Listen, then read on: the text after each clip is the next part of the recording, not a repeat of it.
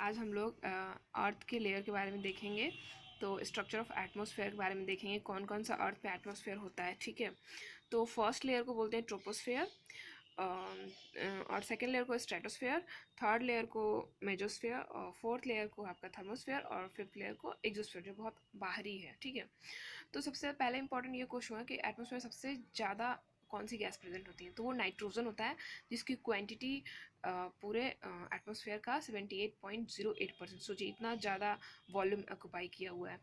Oxygen second हो गया 20.95%, और आर्गन हो गया 0.93%, और फोर्थ जो सबसे लार्जेस्ट होता है वो कार्बन डाइऑक्साइड होता है 0.03%। उसके बाद हीलियम, नियोन, क्रिप्टम, इवन ओजोन, ये सब भी पाए जाते हैं। ये बहुत नेग्लिजिबल 0.00, इसलिए इसको उतना नहीं इम्पोर्टेंट है। ठीक है, तो ये दिस इज आवर अर्थ, ये हमारा अर्थ है, वो बहुत सारे लेयर हैं, उनको बांटा गया। चलिए फर्स्ट लेयर के बारे में पढ़ते हैं कि ट्रोपोस्फेयर क्या होता है। ट्रोपोस्फेयर का मतलब ही हो, ट्रोपोज वर्ड से लिया गया है, इसका मतलब ही हो गया कि मिक्सिंग।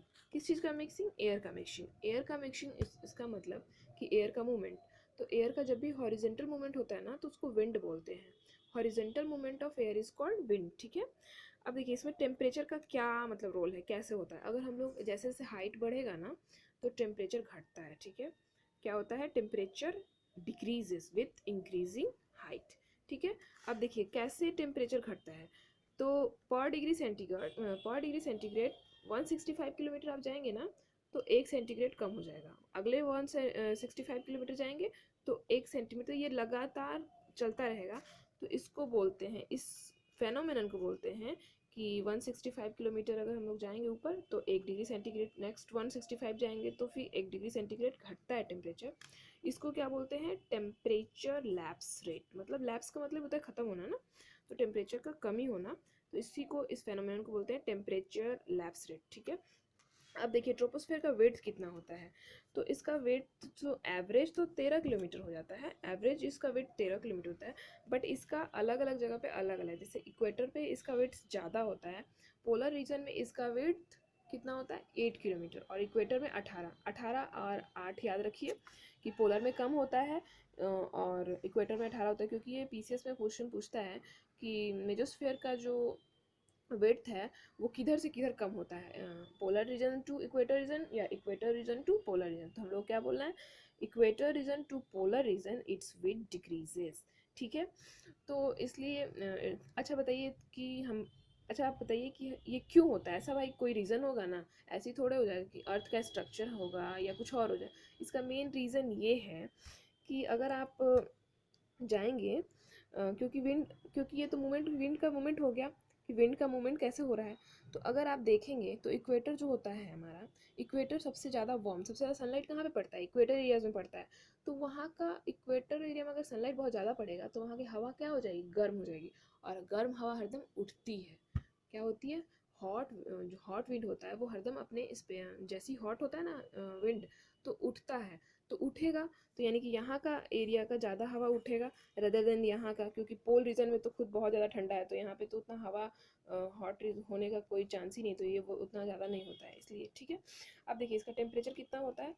इसका टेम्परेचर जाते जाते मैक्सिमम जाता है -45 डिग्री सेंटीग्रेड तक चला जाता है, और इसका मैक्सिमम कहाँ तक जाता है? 180, मतलब 80 डिग्री सेंटीग्रेड तक चला जाता है। ठीक है, अब तो वही हो, यही लिखा हुआ है कि टेम्परेचर इक्वेटर पे कितना देगा? -80 डिग्री सेंटीग्रेड, और पोल पे -45 डिग्री सेंटीग्रेड हो जाता है। ठीक है, ट्रोपोपॉज किसको बोलते हैं? देखिए जो भी पॉज अगर आ जाए ना, ट्रोपोस्पॉज, स्ट्रेटोस्पॉज, कुछ भी, तो वो यानी कि उसके एरिया और नेक्स्ट वाले लेयर के एरिया को सेपरेट करता है। इट मीन्स अगर ट्रोपोज पॉज है कि तो ट्रोपोज एरिया और स्ट्रेटोस्फेयर का जो भी एरिया को सेपरेट करेगा, जो जोन, उसको क्या बोलते हैं? ट्रोपोपॉज। ठीक है, ये याद रखिएगा। देखिए फॉर्मेशन क्या क्या इस यहाँ पे घटनाएं होती हैं जो भी हम लोग होता है वो देख लेंगे। क्लाउड का फॉर्मेशन होगा, इवेपोरेशन होगा, प्रेसिपिटेशन होगा। ठीक है, ये सारा जितने भी छोटे छोटे चीज़ होते हैं ना, छोटी छोटी चीज़ तो नहीं बोलेंगे, लेकिन ये सारे बहुत इंपॉर्टेंट, ये सबसे हमारे हमारे लिए सबसे इम्पॉर्टेंट लेयर यही है, ट्रोपोस्फेयर। तो यहाँ पे cloud formation, weather formation, evaporation, precipitation, ये सारा कुछ होता है। ठीक है, अब आते हैं स्ट्रेटोस्फेयर। स्ट्रेटोस्फेयर का एवरेज हाइट हम लोग वहाँ, इसका एवरेज हाइट कितना देखे थे? ट्रोपोस्फेयर का 13। ठीक है, और स्ट्रेटोस्फेयर का एवरेज हाइट हो गया आपका 50 किलोमीटर, मतलब 50 किलोमीटर। ठीक है, तो स्ट्रेटोस्फेयर में जो होता है सबसे ज़्यादा large amount of ozone layer बोलते हैं, मतलब ओजोन की डेंसिटी ज़्यादा होती है। देखिए बहुत ज़्यादा बुक में ये लिखा रहता है कि सिर्फ स्ट्रेटोस्फेयर में ही ओजोन पाया जाता है। दिस इज़ एब्सोल्युटली रॉन्ग, क्योंकि स्ट्रेटोस्फेयर में सिर्फ ओजोन नहीं पाया जाता। ओजोन का जो मिलने का स्टार्टिंग है ना, वो ट्रोपोस्फेयर से ही स्टार्ट हो जाता है।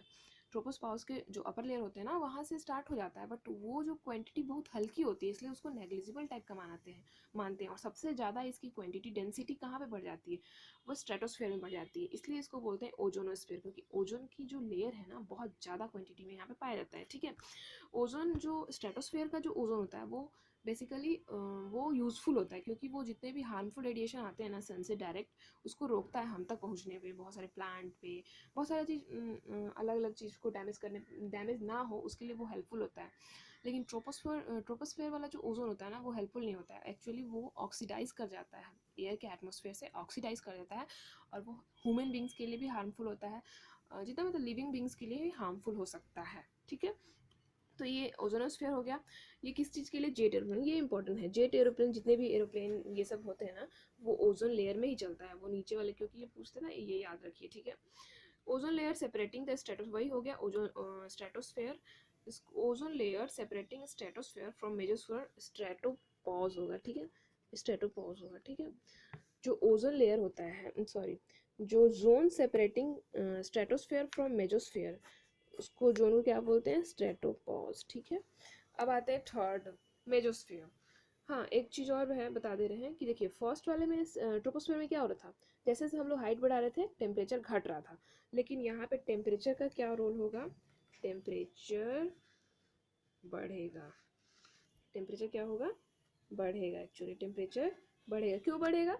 क्योंकि ओजोन लेयर होता है। ओजोन लेयर का क्या रोल होता है टेम्परेचर बढ़ाने में? क्योंकि ओजोन लेयर का आदत ही होता है कि सनलाइट को ऑब्जर्व कर लेना। ऑब्जर्व करेगा तो बेसिकली सनलाइट को ऑब्जर्व करेगा भाई, तो वो तो बढ़ाएगा ही ना टेम्परेचर।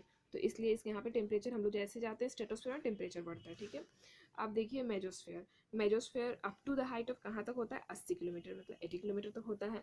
टेम्परेचर यहाँ पे देखिए, पहला वाले में क्या हम लोग देखे थे? ट्रोपोस्फेयर में टेम्परेचर घटता है, स्ट्रेटोस्फेयर में टेम्परेचर बढ़ेगा, अल्टरनेट चलता है।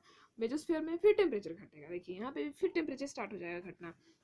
और ये अप टू, अगर सबसे ज़्यादा जो हाईएस्ट पॉइंट है 80 किलोमीटर पे जाते जाते इसका टेम्परेचर बहुत ज़्यादा कम हो जाता है, -100 डिग्री सेंटीग्रेड तक हो जाता है। ठीक है, ठीक है, -100 डिग्री सेंटीग्रेड तक हो गया। Ozone ozone the zone separating mesosphere from thermosphere is called mesosphere. ठीक है, मेजोपॉज किसको बोलते हैं? जो ऐसा जोन जो मेजोस्फेयर को थर्मोस्फेयर से सेपरेट करे, उसको मेजोस्फेयर। मीटियोर्स भी यहीं पे आता है, ये एक पूछा हुआ है, शायद क्वेश्चन पूछा हुआ है कि मीटियोर्स कहाँ तक आते हैं, वहाँ तक आते थे, डिस्ट्रॉय हो जाते हैं लगभग, तो वो मीटियोर्स भी मेजोस्फेयर। एम से मीटियोर्स, एम से मेजोस्फेयर, याद रखिएगा। ठीक है, अब फोर्थ लेयर आ गया, जो कि थर्मोस्फेयर, बहुत ज़्यादा हॉट माना जाता है, लेकिन इससे भी हॉट होता है एक्जोस्फेयर। तो थर्मोस्फेयर हो गया, इसका height up to the 400 kilometre. ठीक है, 400 किलोमीटर इसका हाइट हो गया, and it is called ionosphere. यहाँ पे आयनोस्फेयर क्यों बोलते हैं? क्योंकि आयन आयन तो पता है ना आपको, जो गैसेस, बहुत कम गैसेस मिलता है, बहुत ही, इतना ज़्यादा टेम्परेचर होने, इसका टेम्परेचर बहुत ज़्यादा हो जाता है ना, तो जितने भी गैसेस पार्टिकल्स होते हैं ना, वो क्या होते हैं? आयंस में कन्वर्ट हो जाते हैं, इसलिए इस लेयर को आयनोस्फेयर बोलते हैं। और ये आयंस पता है क्या करते हैं? ये आयंस बहुत यूज़फुल होता है, क्योंकि जितने भी रेडियो वेव्स जाते हैं ना यहाँ से, उन सबको रिफ्लेक्ट वेव, रेडियो वेव्स को रिफ्लेक्शन का काम आयनोस्फेयर का होता है। ठीक है, तो radio waves transmitted from the surface, इस सरफेस से ही रेडियो वेव्स का ट्रांसमिशन होता है। ठीक है, तो अगर पूछेगा कि टीवी, सैटेलाइट, ये सब कहाँ से रिफ्लेक्ट होते हैं, तो आयनोस्फेयर यानी कि थर्मोस्फेयर से। ठीक है, अब देखिए यहाँ पे टेम्परेचर, यहाँ पे तो हम बताए हैं टेम्परेचर क्या होगा? बढ़ेगा। और टेम्परेचर कहाँ तक बढ़ जाएगा? मैक्सिमम 500 डिग्री सेंटीग्रेड तक बढ़ेगा। ठीक है, कहाँ तक बढ़ेगा? मैक्सिमम 500 डिग्री सेंटीग्रेड तक बढ़ जाएगा। अब देखिए लास्ट वाला है, जो बहुत ज़्यादा इंपॉर्टेंट नहीं है, इसके बारे में हम लोग ज़्यादा पढ़ते भी नहीं है और ज़्यादा ज़रूरत भी नहीं है। ये आउटर स्पेस हो गया ना, क्योंकि बहुत ज़्यादा इसका लेयर बहुत ज़्यादा तक है। देखिए हाइट इसका हम लोग कितना मान लिए? 35 किलोमीटर मान लिए, ये बहुत ही ज़्यादा, इसके बारे में पढ़ना उतना सही नहीं है। ठीक है, तो टेम्परेचर बहुत ज़्यादा, यहाँ का सबसे ज़्यादा एक्सोस्फीयर में होता है टेम्परेचर 5000 सेंटीग्रेड होता है। और यहाँ पे कुछ गैसेस पाए जाते हैं, हीलियम, हाइड्रोजन, ये फाउंड होता है। ठीक है, तो ओवरऑल यही रहा मेरा आज का सेशन। आपको अगर इम्पोर्टेंट लगे तो सही है, वैसे एग्ज़ाम के लिए थोड़ा बहुत हेल्पफुल है, तो ठीक है, चलिए बाय, नेक्स्ट मिलते हैं दूसरे वीडियो के साथ।